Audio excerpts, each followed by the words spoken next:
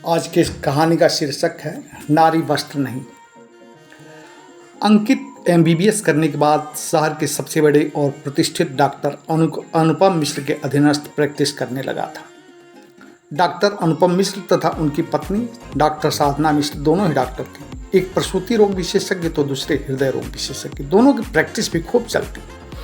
झाड़ू से रुपया बुहारा जाता। शहर में आलीशान मकान, घर में नौकर चाकर की भरमार, दो चमचमाती गाड़ियाँ, ऐशो आराम की जिंदगी। उनके ठाट बाट को देखकर अंकित को भी रस होता। काश उसके पास ये ऐसा ही ठाट बाट होता, किंतु ऐसे ठाट बाट के लिए तो पैसा चाहिए। एक की कमाई से क्या होने वाला। यहाँ है तो मियाँ बीवी दोनों डॉक्टर हैं, दोनों की अंधाधुंध कमाई है, पैसे की कोई कमी ही नहीं है। जबकि अपने पास यह कहाँ संभव है। इसके लिए बीवी भी तो डॉक्टर चाहिए, जो अब संभव ही नहीं है। कारण कि अंकित की शादी उसके डॉक्टर बनने से पहले ही उसके माँ बाप ने अपनी हैसियत के हिसाब से अल्प शिक्षित लड़की से ही कर दिया था। किंतु बाद में डॉक्टर बन जाने के बाद बाप के अरमान पुनः जागृत हो गए और एक दिन वे अंकित को बुलाकर समझाने लगे, बेटा तेरी शादी मेरी भूल थी, लेकिन अभी संजोग ठीक है कि तेरा गौना नहीं हुआ है। अब तेरे डॉक्टर बन जाने के बाद मैं सोचता हूँ कि उस निपढ़ लड़की के साथ तेरी ज़िंदगी कटनी मुश्किल है। फिर डॉक्टर की शादी भी तो डॉक्टर से ही होनी चाहिए ना। इसलिए कोई अच्छी सी डॉक्टर लड़की ढूंढ के लाओ, उससे तेरी शादी करके तेरा घर बसा दूँ। दोनों कमाओगे तो ज़िंदगी ठाठ से कटेगी। बाप की राय अंकित को भी मुफीद जान पड़ी और वह भी डॉक्टर बीबी के साथ ज़िंदगी के सपने बुनने लगा। डॉक्टर मियाँ और डॉक्टर बीबी दोनों कमाएंगे, रुपयों की बरसात होगी, समाज में ध्वंस होगा, बड़े लोगों में भी रसूख होगा, जबकि उस निपढ़ बीबी के साथ ज़िंदगी के सारे अरमान ही अधूरे रह जाएंगे। सोचता हुआ उसकी आंखों में पहली वाली बीबी से छुटकारा तथा डॉक्टर बीबी के सपने दिन प्रतिदिन और गहरे होते चले जा रहे थे। एमबीबीएस लड़की की खोज में महीनों बीत गए, लेकिन कोई कहीं सजाती लड़की मिली ही नहीं। इसी बीच एक दिन संध्या समय था। क्लिनिक एकदम खाली था। सारे मरीज दवा कराकर वापस जा चुके थे। हॉस्पिटल के स्टाफ भी अपने अपने काम से फारिग हो घर जाने के मूड में आ गए थे। डॉक्टर अनुपम मिश्र भी अपने केबिन में हल्के मूड में बैठे अपने तीनों सहयोगी डॉक्टरों के साथ गपशप कर रहे थे। तभी क्लिनिक के सामने आकर एक गाड़ी रुकी।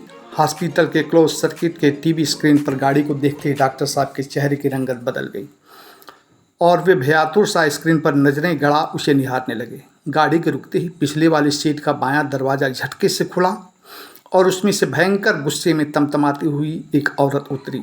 गुस्सा इतना कि जब दरवाज़ा बंद हुआ तो भी लगा कि दरवाज़ा टूट जाएगा।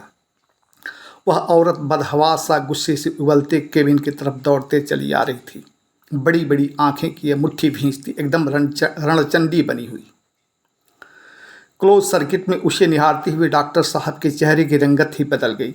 डर इतना कि आंखें फाड़ उसे निहारने लगे, मानो वह औरत उनके लिए कोई भयंकर विपत्ति हो।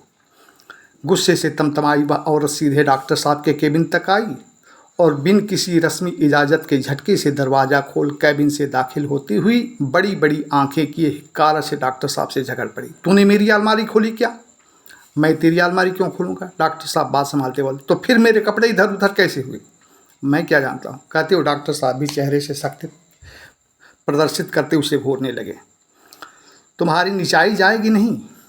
मुंह ऐंठते हुए जैसे ही उस औरत ने डॉक्टर साहब को धिक्कारा, वे भी क्रोध से तिलमिला उठे और उसे मारने को उठ खड़े हुए।